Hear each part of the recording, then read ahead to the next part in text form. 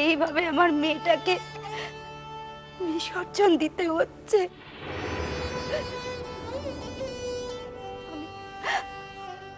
আমি আর চোখে দেখতে পাচ্ছি না গো, বুক কাটা আমার ফেটে যাচ্ছে। মারে, মা, আমি তোকে ছাড়া কি করে বাঁচবো বল দেখি দিবা। পার্বতী, দয়া করে থামবে। কেন পাগলের মতো প্রলাপ বকছো? আমি তোমায় পই পই করে বলেছি এটা কান্নাকাটি করার জায়গা নয়, এটা একটা হাসপাতাল। তাছাড়া বৌদি, তুমি না মা? মেয়েটার শরীরের এই অবস্থায় কোথায় ওকে মনের জোর দেবে?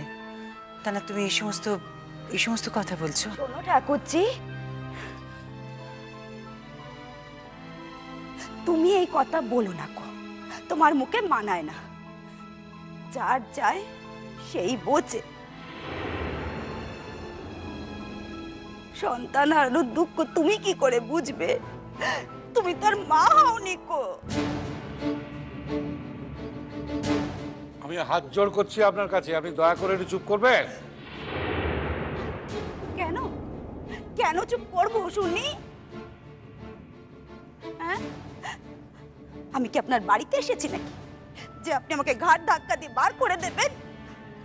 আপনার সাহস তো মন্দ নয়। আচ্ছা আচ্ছা, দেখেন আপনার মায়ের বাড়াবাড়ি হয়েছে, ঠিক করে কথা কইতে পারতেছে না, আর আপনি এখন এখানে ঝগড়া করেন কেন?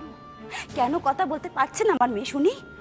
তোমাদের জন্য, এই তোমাদের জন্যই তো আমার এই একমাত্র মেয়েটাকে শেষ করে দিয়েছে একেবারে। যদি সেই কথাই কন তাহলে তো আমার শোনা, আমার কইতে তো শুনুন ম্যাডাম, আপনি বলছেন যে এটা আমার বাড়ি নয়। হ্যাঁ ঠিকই, এটা আমার বাড়ি নয়, কিন্তু এটা আমার হাসপাতাল, কারণ এই হাসপাতালের সঙ্গে আমি যুক্ত। আমি যদি আপনার এখানে থাকার ব্যাপারে আপত্তি করি কর্তৃপক্ষের কাছে, কর্তৃপক্ষ কিন্তু আমার কথাটা শুনবে, আপনার নয়। বুঝতে পারছেন? যাক, ঝগড়া করার সময় পরে অনেক পাবেন। কি হলো মা? হ্যাঁ, খুব কষ্ট হচ্ছে? পেটে কি আবার ব্যথা হচ্ছে নাকি?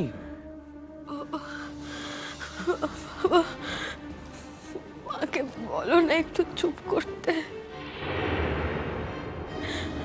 কেন কেন মা শুধু শুধু অশান্তি করছে বাবা? আমি তো একটু শান্তিতে যেতে চাই। শোনো ময়না, তোমাকে একটা কথা বলি, শোনো। নয় নয় করে আমার বয়সও তো কম হলো না। আমি তোমাকে চ্যালেঞ্জ করছি, তুমি দেখে নিও। তোমাকে সুস্থ করে দাঁড় করিয়ে তবে আমি ছাড়বো। হ্যাঁ, তারপর আমি তোমাকে বাড়ি নিয়ে যাব, তোমার হাতে রান্না খেয়ে তারপর আমি মরবো।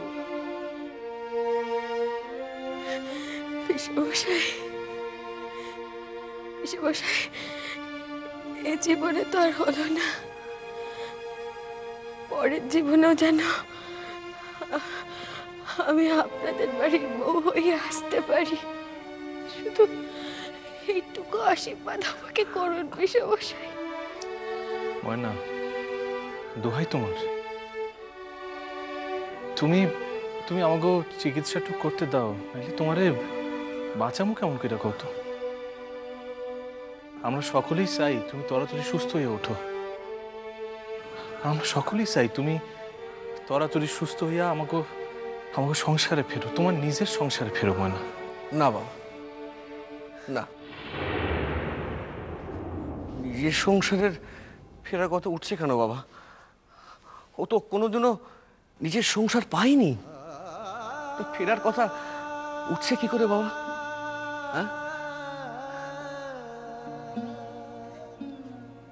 চৌধুরী মশাই, আপনি তো ধন্বন্তরী, সারা জীবন মানুষের প্রাণ বাঁচানোর জন্য লড়াই করে এসছেন। স্বয়ং যমদেবতা বুঝি আপনাকে ভয় করে। আমার আমার আমার মেয়েটাকে আপনি প্রাণে বাঁচিয়ে দিন চৌধুরী মশাই। আমি আপনাকে কথা দিচ্ছি যে আমার মেয়ে আর কোনোদিনও আপনাদের সংসারে ফিরে যাবে না, কোনোদিনও আপনাদের আপনাদের ছেলেকে বিরক্ত করবে না। আমি ওকে আমার কাছে নিয়ে গিয়ে রাখবো।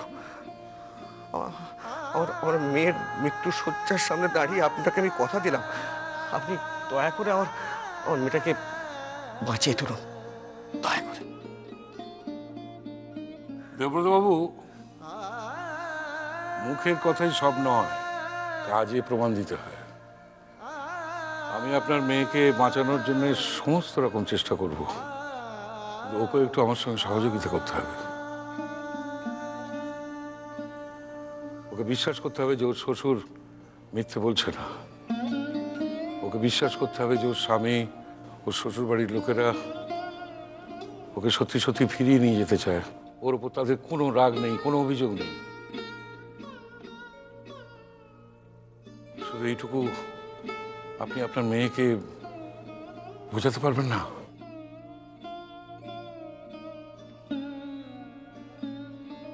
ময়না, আমি তোমারে ঔষধ খাওয়াই দিতেছি নিজের হাতে।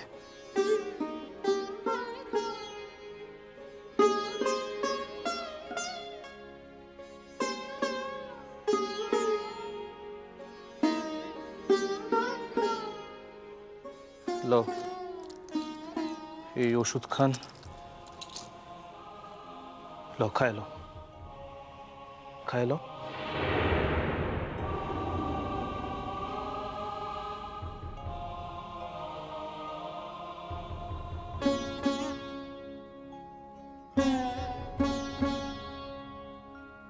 না ময়না, মুখ ফেরালে তো চলবে না মা, তোমাকে ওষুধ খেতে হবে। কি চাও তুমি?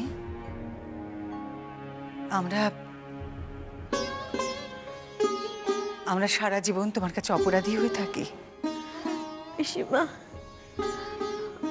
আমি তো আপনাদেরকে বলছি, এসব করে আর কোনো লাভ নেই গো। আপনারা মিথ্যে চেষ্টা করছেন। পিসেমশাই,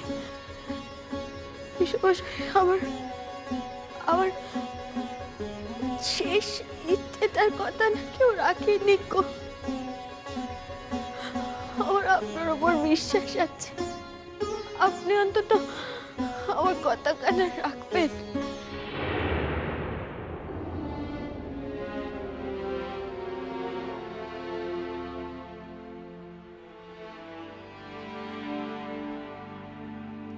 ময়না, শেষ ইচ্ছে বলো না মা, শুধু তুমি কি চাও আমাকে বলো। একবারটি নার্গিসকে ডেকে আনবেন।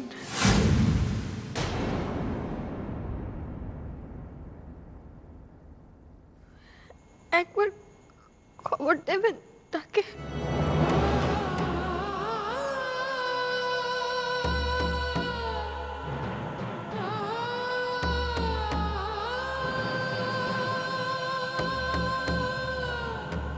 ময়না, চুপ কর, তুই চুপ কর দেখিনি, থাম এবার একটু।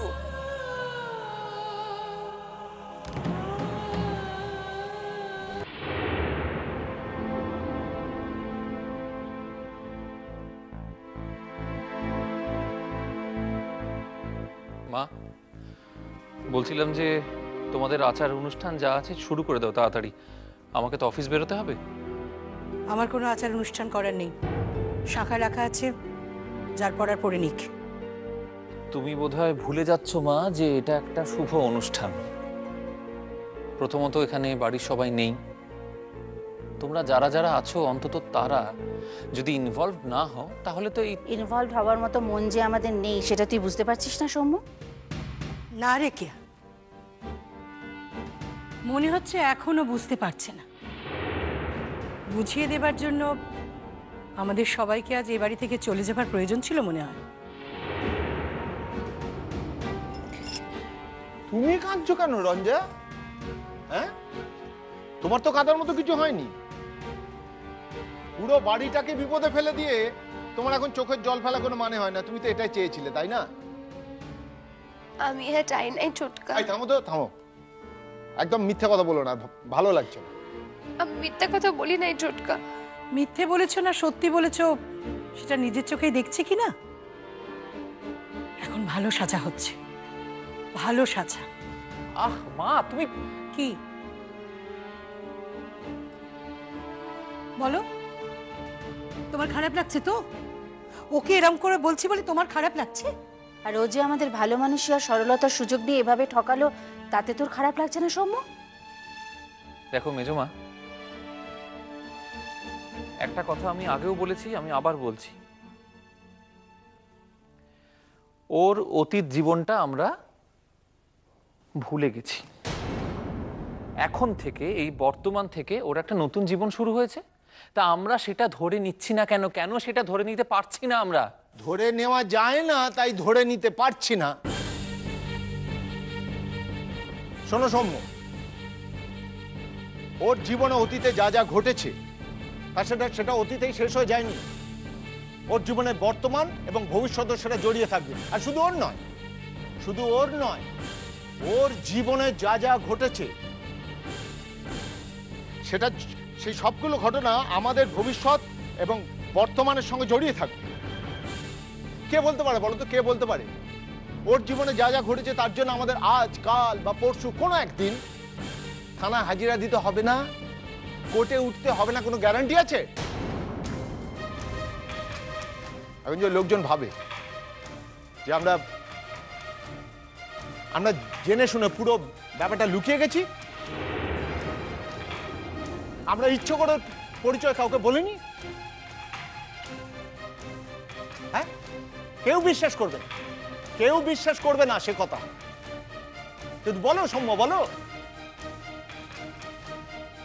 যদি এরকম কিছু ঘটেও, তাহলেও কিন্তু আমি ওকে ছাড়তে পারবো না। তার কারণ ও আমার বিয়ে করা বউ।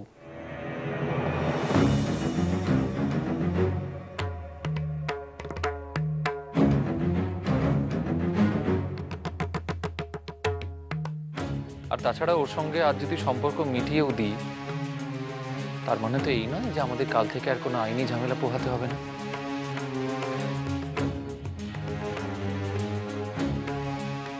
যে পিরিয়ডটাও আমাদের বাড়িতে ছিল, সেই পিরিয়ড নিয়ে আজ থেকে 10 বছর পরেও আমাদের প্রশ্নের উত্তর দিতে হতেই পারে।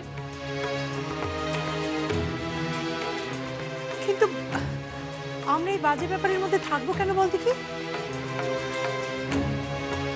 সত্যি তো, আমরা হলাম সাধারণ মধ্যবিত্ত মানুষ। আইন, আদালত এসবের থেকে আমরা 500 মাইল দূরে থাকি। আমরা ভাবতেও পারি না যে আমাদের জীবনে এরকম কোনো ঘটনা ঘটতে পারে। সে আমাদের বাড়ির ভেতরে এরকম একটা কাণ্ড ভাবা যায় না। মেজমা,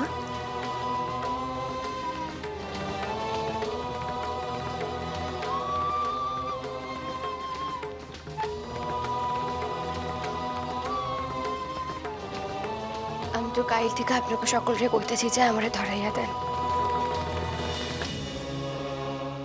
আমার নামে অভিযোগ আনেন যে আমি আপনাকে সকলকে মিথ্যা কথা কইয়া, আপনাকে সকলকে ঠকাইয়া আপনাকে বাসায় আশ্রয় নিয়েছিলাম।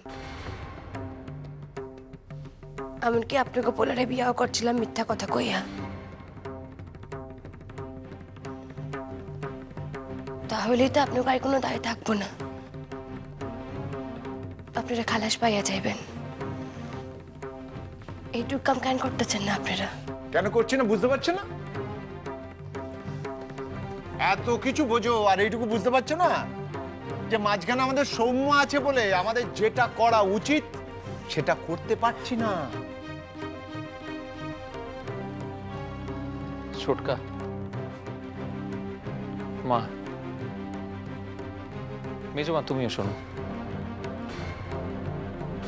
আমি কিন্তু নিজের ইচ্ছে এই বাড়ির মানুষ কাউকেই ছাড়তে চাইনি। কিন্তু তোমরা যদি আমার ইচ্ছের দাম না দাও, তাহলে বাধ্য হয়ে আমাকে এই বাড়ি ছাড়তে হবে। তাহলে বাধ্য হয়ে আমাকে এই বাড়ি ছাড়তে হবে, তোমাদেরও ছাড়তে হবে।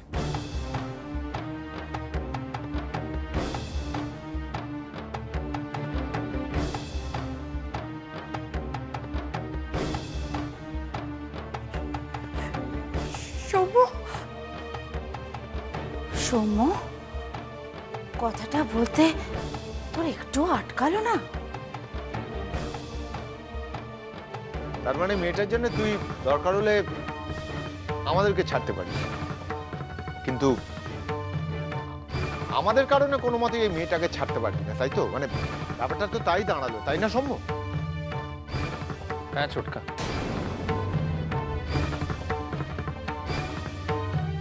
ঘটনাচক্রে ব্যাপারটা তাই দাঁড়ালো।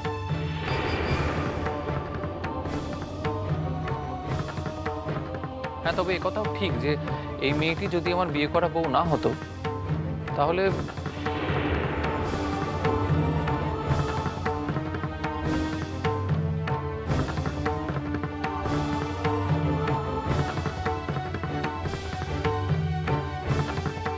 ছাড়তে পারতাম, কিন্তু যেহেতু ও আমার... থাক থাক, রিপিট করার দরকার নেই। বড় বৌদি, মেজ বৌদি, নিয়ম কাজ যেগুলো যা বাকি আছে সেরে ফেলো। অ্যাটলিস্ট আমাদের ছেলেটাকে আমরা হাতছাড়া করতে চাই না বলে না। নিয়ম কাজ আর কিছু বাকি নেই ছোট ঠাকুরপো। ওই তো শাখা জোড়া রাখা আছে, সময় কিনে এনেছিল। আসলে আমাদের বাড়ির নিয়ম তো তাই, স্বামীর কেনা শাখা পড়তে হয়। পড়িয়ে দিক সৌম্য। সত্যি তো দিদিভাই, যা করা তাড়াতাড়ি করো, আমাদেরও আর অনন্তকাল ধরে অপেক্ষা করার মতো সময় নেই।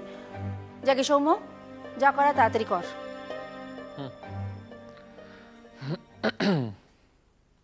রঞ্জা, বসো নিজের জায়গায়, বসো।